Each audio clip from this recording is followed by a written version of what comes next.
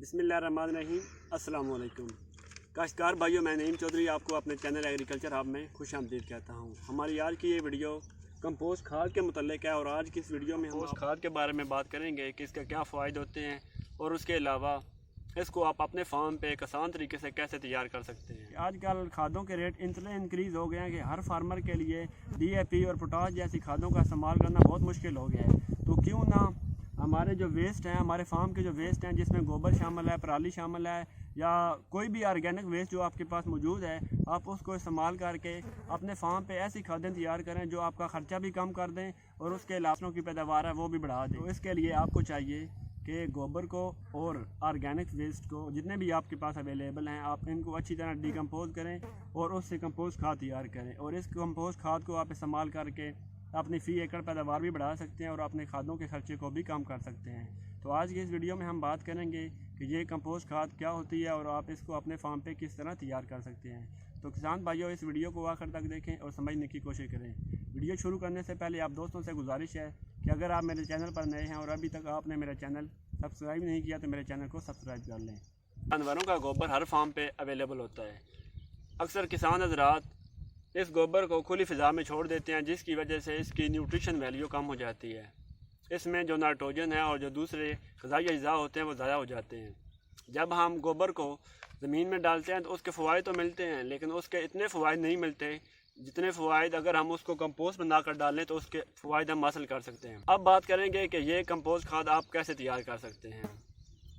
सबसे पहले बात करते हैं कि कंपोस्ट खाद होती क्या है। जितने भी आपके पास ऑर्गेनिक वेस्ट होते हैं उनको कंट्रोल कंडीशन में डिकम्पोज करके ये जो आपके पास खाद तैयार होगी उसको हम कंपोस्ट खाद कहते हैं। कंपोस्ट खाद आपको नज़र आ रही है, इसमें मुख्तलिफ़ चीज़ें शामिल हैं। अगर मैं आपसे शेयर करूं तो उसमें जानवरों का गोबर, शुगर कैन की प्रेस मड, उसके साथ मुर्गी फार्म की जो वेस्ट होती है वो, उसके अलावा जिप्सम और जानवरों का चारा वगैरह बच जाता है वो शामिल है।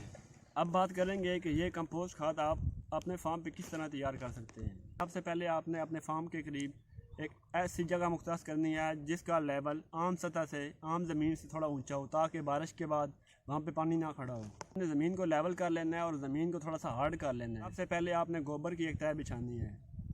गोबर की तह बिछाने के बाद उसके ऊपर मुर्गी फार्म का वेस्ट होता है, आपने उस वेस्ट की तह बिछा लेनी है। और उसके बाद कोई भी प्रेस मड है या पराली है, जो भी चीज़ आपके पास अवेलेबल है, आपने उस वेस्ट की तह बिछा लेनी है।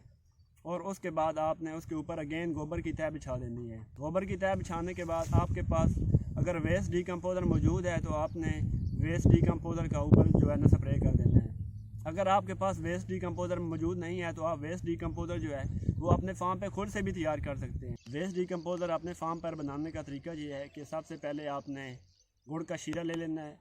उसके बाद आपने 1 किलो बेसन ले लेना है। उसके साथ आपने थोड़ी सी यूरिया शामिल कर लेनी है और उसको पानी में मिक्स कर देना है। उसको पानी में मिक्स करने के बाद 1 किलोग्राम जो ताज़ा गोबर है आपने वो भी ड्रम में डाल देनी है। तो 1 से 2 महीने के बाद जो गोबर में बैक्टीरिया होंगे वो मल्टीप्लाई होकर आपका वेस्ट डिकम्पोज़र तैयार हो जाएगा। अगर आप ये वेस्ट डिकम्पोज़र इस्तेमाल करेंगे तो उससे जो कंपोस्टिंग बनाने का प्रोसेस है वो फास्ट हो जाएगा और ज़्यादा अच्छे तरीके से कंपोस्ट जो है वो आपके पास तैयार होगी। सारी चीज़ों की तय लगाने के बाद आपने उसके ऊपर जो वेस्ट डिकम्पोज़र है उसका छिड़काव कर देना है और उसको आपने उसको पॉलीथीन शीट से कवर कर देना है।